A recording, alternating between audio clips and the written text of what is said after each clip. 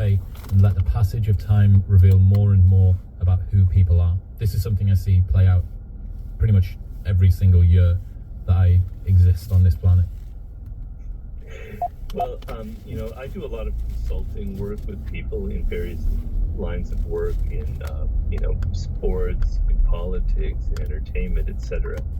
And the number one problem that people have is they've hired someone, a business partner, a manager, an employee to help them, and it ends up they're a disaster. They're like trying to get the company away from them. They're just so incompetent. I had no idea. Tell me, Robert, how can I get out of this? Well, I'm going to tell you how to get out of it. But first, I'm going to teach you the number one thing is never hire these fuck-ups in the first place. And the reason you're hiring them is because you're judging them on their appearance, on their dazzling resume, on their charming smile, on the cool clothes that they're wearing, right? And they kind of charm you, and they kind of con you with their appearance. And that's sort of the animal part of our nature, where we're kind of dazzled by how things look. You need to look below the surface. Character is something that's etched so deeply in people, they almost cannot control it. It's what creates patterns of behavior in their life. That is who they are. Some people have a good character, and some people have a very bad character. And instead of good or bad, I like to say strong or weak. Strong character is people who can take criticism, right? That's the number one thing you want in somebody that you're hiring or working with, or even an intimate partner. You want to be able to criticize them on some level in a constructive way. If they can't take any criticism, it shows a weakness in character, and you're never going to be able to work with them on any level. You also want strong character people who can handle stress.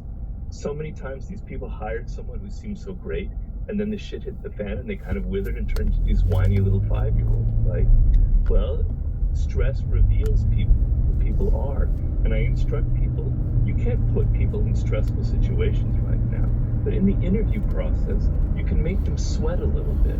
You can make them a little bit nervous. You can put them in a little bit of stress to see how they react. And I show you what is a proper reaction, what isn't in those kinds of situations. You want people who can work as a team, who are not so ego-driven, and everything is about them, who kind of subsume their ego and work with others. These are signs of a strong character. The opposite is weak character. Stop looking at the resume, at the smile, at the pretty clothes, at the charming words, and get under that surface and look at their character, because that is really what is going to determine, how well you can work with them. And choosing people of bad character is going to make your life hell. Believe me, I've been dealing with this for 25 years in my consulting. I have a lot of stories about that, so very important. I was talking to a Navy SEAL, and he brought up a really nice dichotomy around how people hire and fire. So that people hire based on skills. So they look at someone's resume and they have this particular qualification and this was their last job and so on and so forth. But they fire people based on their attributes.